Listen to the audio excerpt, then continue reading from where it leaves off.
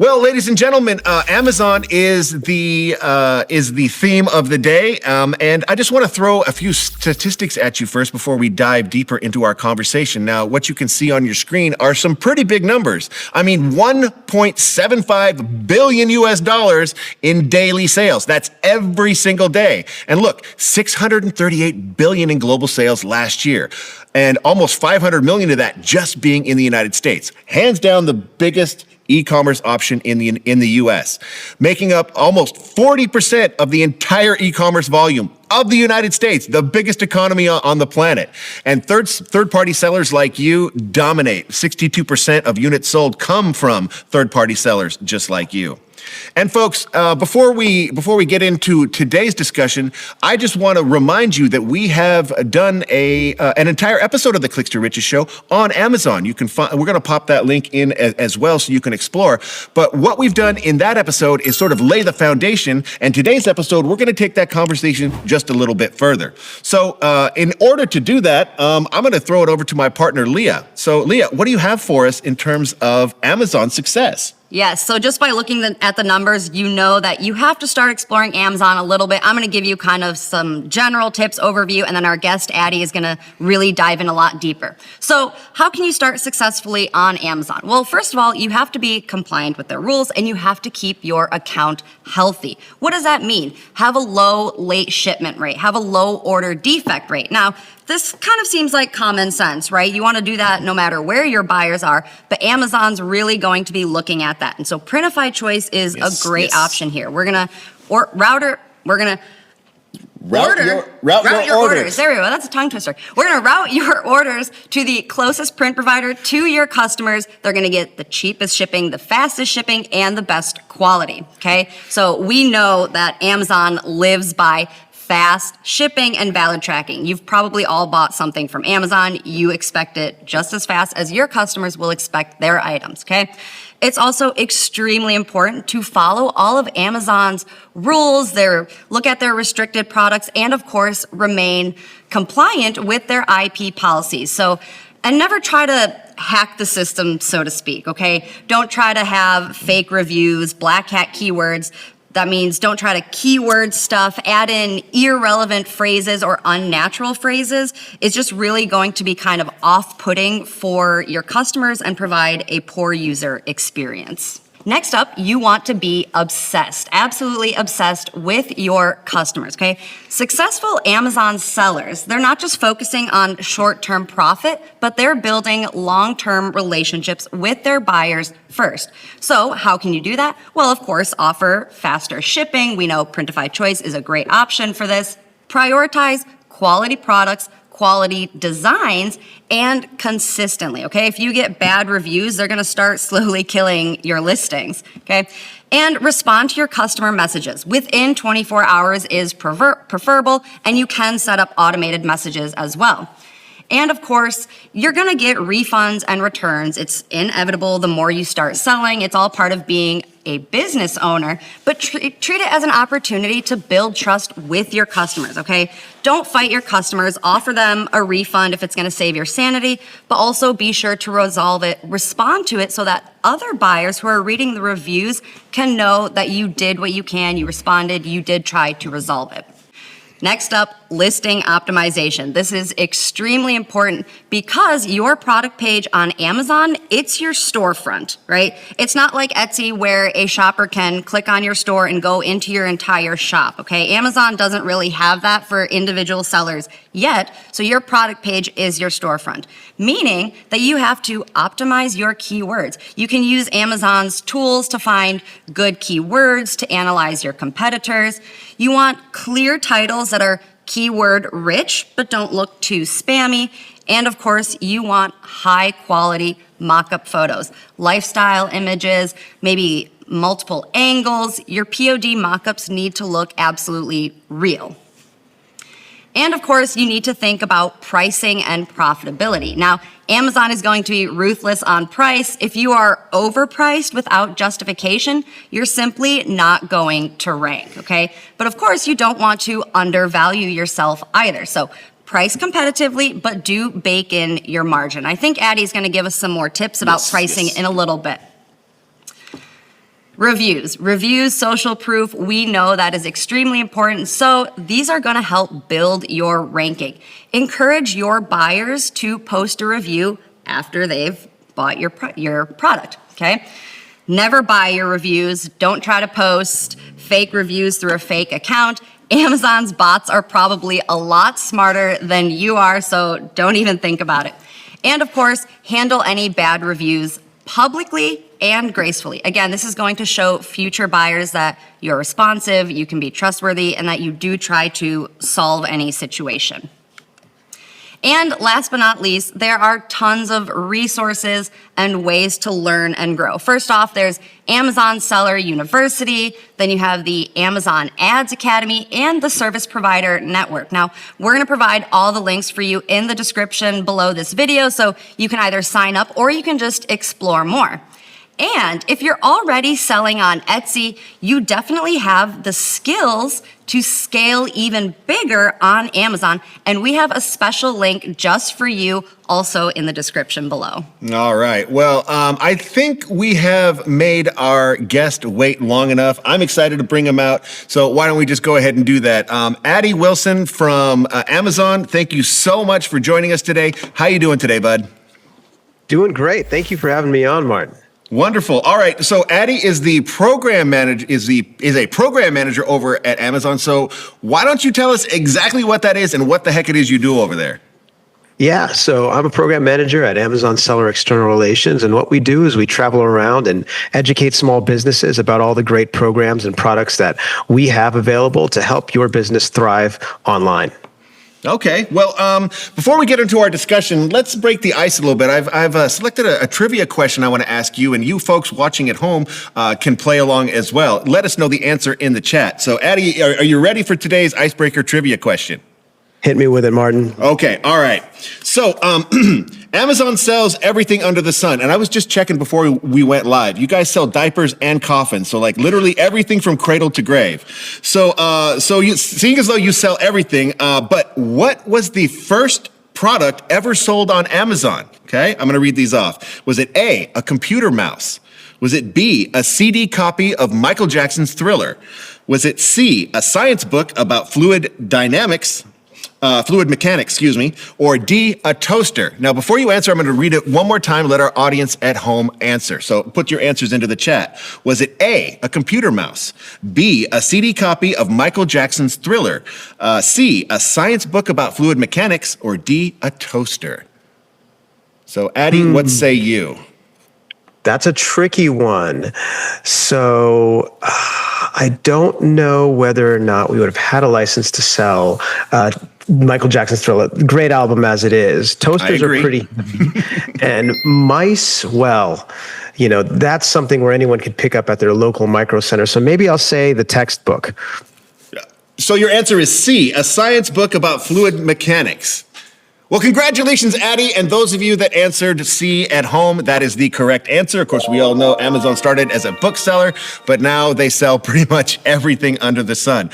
Congratulations, you are a winner, and everyone who else at home who answered correctly, you can give yourself a pat on the back. All right, well, let's get into it, Addy, because I've got a ton of questions for you. Our audience is interested to know the inside scoop. So let's start with pricing strategy. So first off, how do sellers find out what to charge for their POD products without losing money or like scaring people off? Let's start there. Yeah, well, that's a really great question because pricing is a topic that a lot of folks wrestle with, especially starting out. And basically, before you set sail with your first product, you need to know which way the wind is blowing. And that means research, lots and lots of market research. Now, in the old days, you'd have to open up a million different browser tabs and look at the details of all the different products of your competitor. But now we have a tool called Product Opportunity Explorer, which is basically a dashboard that allows you to track the performance of product niches so you could identify who the movers and shakers are in this category and stay ahead of the curve by finding the ones that have increasing customer searches. So, you know, if you're trying to see when Labubus are on the way out and hat pins are on the way in because punk's not dead, this is how you see that trend coming. And we refresh this data weekly. dynamically, so you can stay on top of identifying where that unmet customer demand is and finding opportunities for new products and how to price them too. Speaking of trends, for you print-on-demand folks out there, I would definitely check out the trends section within that dashboard because it allows you to make customizable graphs so you could analyze product historical average price as well as seasonality, so you could avoid those kind of seasonal dips over time. Or if you're looking to sell something that is seasonal. But my favorite thing about Product Opportunity Explorer, which you can see here on the slide, is that it provides best practices and expert tips to help you get the most out of your research and know what to do with all that data. Ooh, we love best practices and expert tips. And that's why we have you today. But let's talk about testing a little bit when it comes to pricing. So do sellers ever like test out different prices, to find that sweet spot where they're not leaving too much on the table? Like, take us through that process. Yeah, absolutely. So, markets are not static things, and a lot of factors can impact how you and your competitors price your items. So sellers should be constantly looking at different signals like seasonality, like what the competitor's doing, and other data to try and dial in what that sweet spot is. Now, to make it even easier, we have a tool called automatic pricing that lets you kind of automate changing your price in response to these signals. So maybe you want to make sure that your product is listed as cheaper than your primary competitor, but above your break-even price. You can set that range inside of automated pricing, and Amazon will take it from there. It's kind of like autopilot, but for your prices. So the Product Opportunity Explorer and this pricing tool that you just mentioned, like this is available to all sellers, right? Or do they have to do something special to get access? All you need is a seller account to be able to use it. Good answer. All right. Well, let's go ahead and switch gears a little bit because I want to talk a little bit about ads. It's one of the things that comes up all the time, whether I'm talking, regardless of the platform that I'm talking about. Let's talk specifically about ads on Amazon. Like, most people can feel overwhelmed because, well, maybe they don't have a lot of experience with ads or they just don't want to waste their money. So how do you spend smarter rather than, letting your ad budget go to waste? How does that work?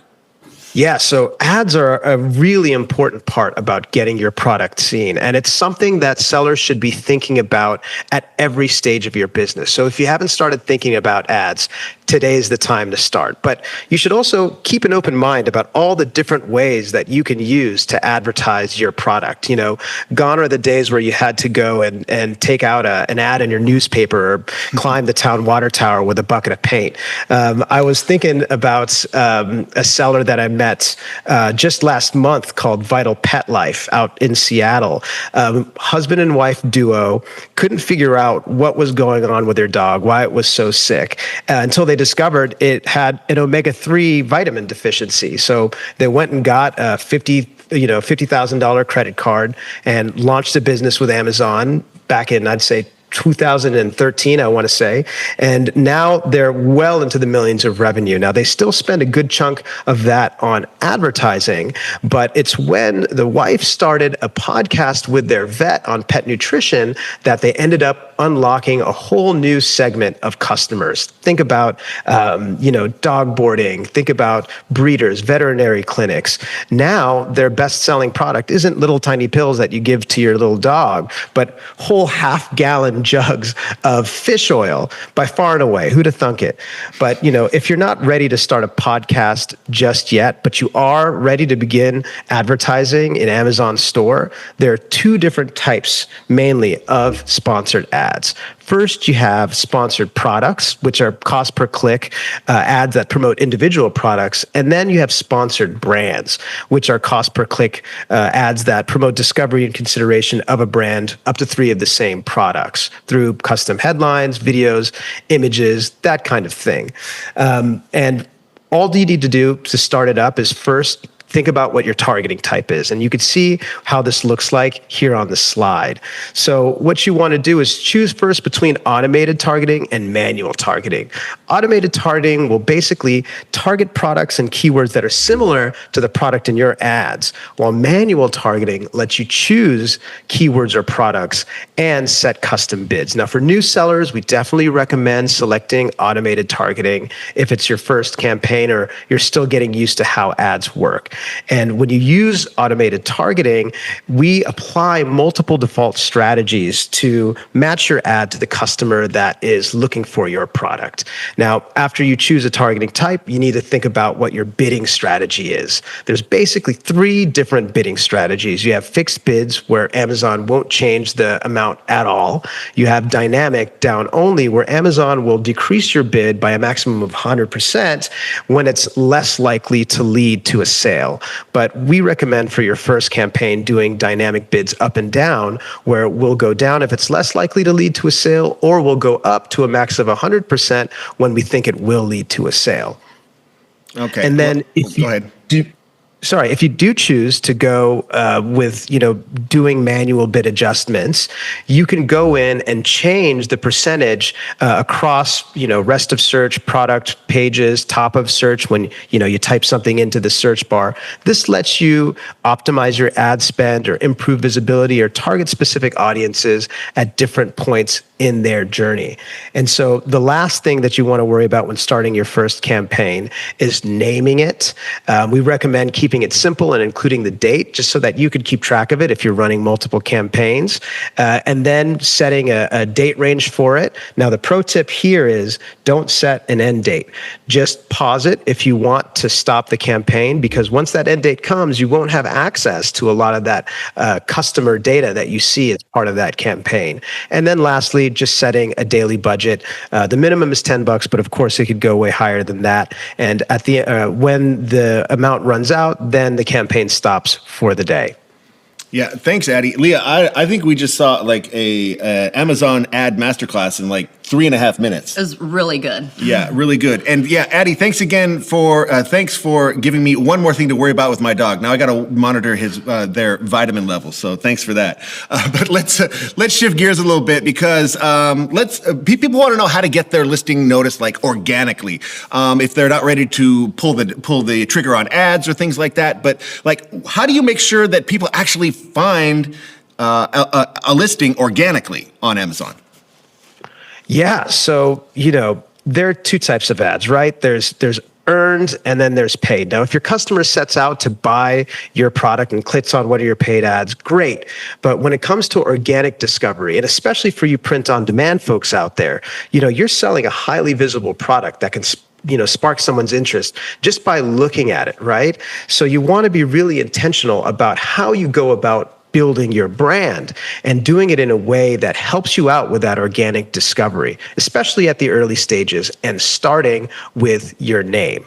Because if you invest in developing a meaningful and memorable brand, you're much more likely to build a fan base or a customer base of loyal folks and repeat purchases. So, does anyone remember the new Coke, right? Am I the only person old enough to remember that? You want to be really intentional about what your brand name is, because you can avoid costly corrections later on. And in Amazon store, if you have a really strong brand, it's more likely that folks are going to try and type in that brand name specifically, and that'll help you avoid a lot of that costly ad bidding and your reliance on paid ads. Like, if you think about it, some of the best brands in the world end up becoming synonymous with the product itself, like Kleenex or super glue or even Post-it notes, right? So in order to get started with that, we've broken this process down into a few simple steps, and you could see that on the slide as well. But firstly, you want to think about your brand positioning, right? What does your brand stand for? What makes it unique? What's the value that you offer your customers? Speaking of customers, you also want to think about who your ideal customers are, right? What are their needs? What are their preferences? What are their behaviors? And then with that in mind, you can brainstorm a bunch of different brand names that appeals to your potential audience, and then start screening them for practicality, right? What are some names that are too hard to spell, hard to remember, or even hard to pronounce, right? And most importantly, you want to check existing registrations so that the name that you're thinking of isn't trademarked or used by another company or is used in a lot of other contexts, right? I'm a huge skier. I love to ski. And when I was actually out skiing most recently, I ran into a bunch of guys at the lift that were wearing all the same brand of ski clothing, called White Space. And so I was like, what is this brand? I jumped on the lift, I pulled out my phone, but there was so much white noise around the term white space that I couldn't find the brand at all. And it wasn't until I got home that I realized that was Shaun White's brand. And the guy with the red hair poking out from under his helmet, that was the GOAT himself. And if he had a better brand name for his clothes, I would have asked for a selfie. But of course, the last is testing it out. Bounce your idea off of your friends, your colleagues, see if it resonates, gauge their reaction, and if it has a positive association.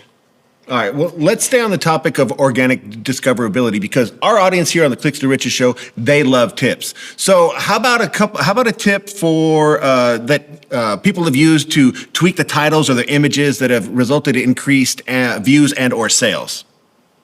Yeah, so there's a number of different ways that you can tweak your titles or you can tweak your images to help boost your sales, and some of which Leah mentioned before and are worth repeating. First off, you want to make sure that you have multiple images, multiple angles of your product. Now, folks are really used to, going to the store and picking up a product and looking at it and turning it around. Hard to do on the internet. So what we want to do is make sure that you can see it from multiple angles and that you have really clear photos that show the true colors of your product as well. Because when you have really great photos, it improves the kind of the appeal of your items. It improves the perceived value of your items too. And it'll also help you reduce returns because even myself, when I order clothes from Amazon, sometimes the shade of red isn't quite the same and doesn't work with the shoes that I had in mind as well. And then lastly, you want to front load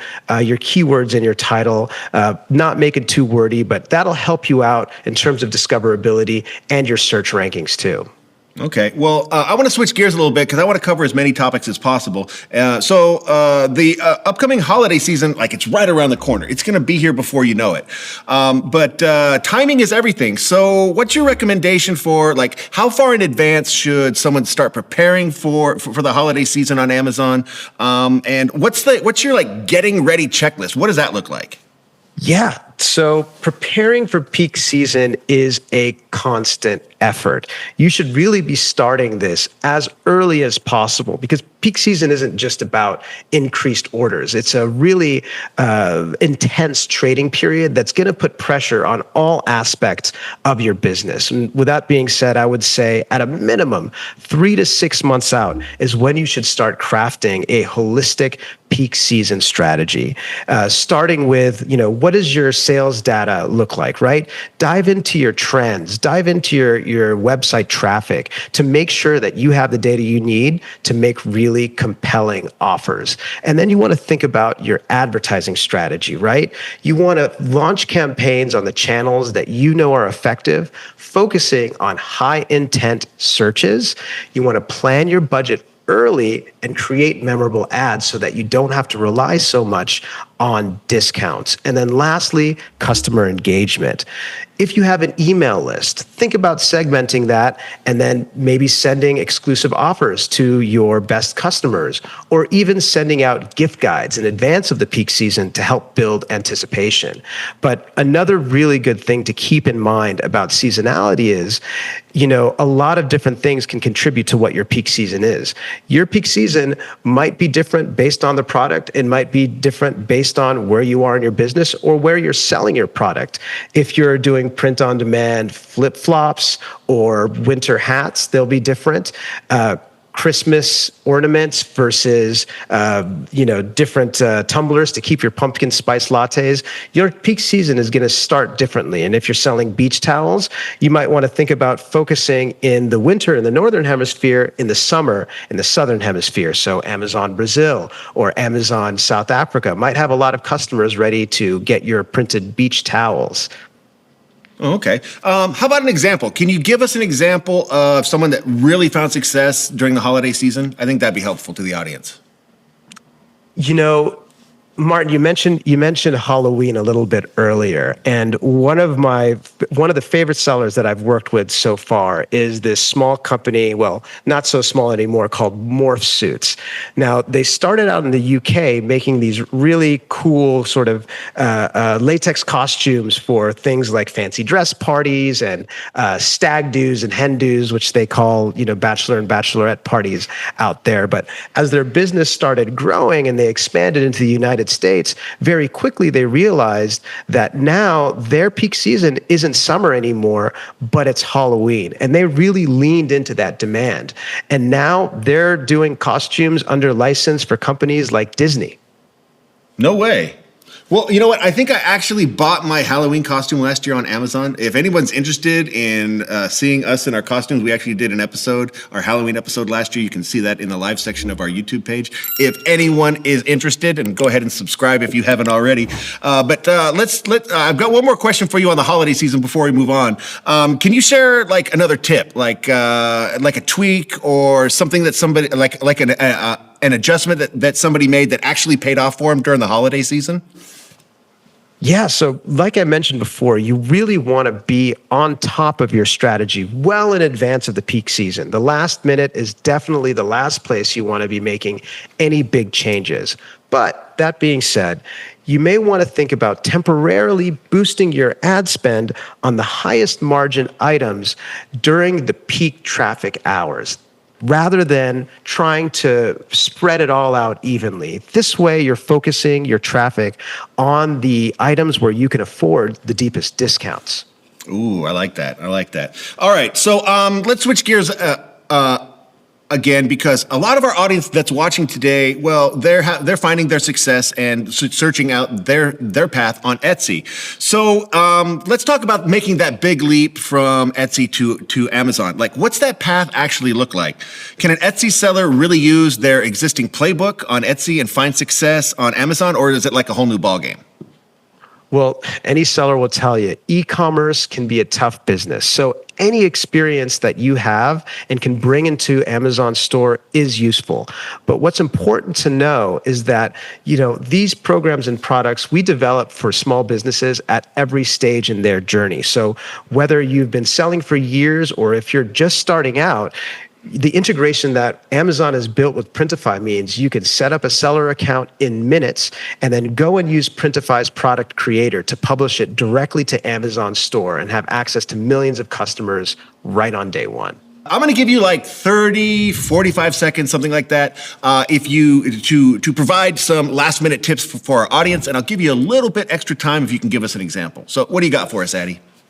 Yeah, so Amazon is always investing in new ways to try and connect small businesses to customers. And as part of this commitment, we've introduced a small business badge that will go under your listing to help shoppers identify that they're shopping from a small business. And you can see what that looks like here on the screen. And so if you're based in the US, if you have a pro selling account and you want to sign up for brand registry, this is another great reason to do that, because you can go right into the certifications tab in your B2B menu and get started right away. And we've seen folks that have that small business badge, gain a lot of attention and sales from folks who are interested in shopping from small businesses. And also, that being said, we also have a support small storefront called Amazon.com/support small that provides an experience where customers can really get to know a brand and see the people kind of behind the brand. And so if you're thinking about doing brand registry and you're also thinking about getting certified as a diverse business, definitely go check that out and see if that's something that you'd want to get involved with. Wonderful. Well, Addy, thank you so much for sharing your time with us. Folks, I hope you're paying attention because you just received a masterclass from Amazon itself. Addy, we can't thank you enough for sharing your time with us, but we understand you have to go. So thank you so much, folks. So thank you so much, Addy. Appreciate it. Thank you, Martin. Thank you, Leah. Talk to you guys next time.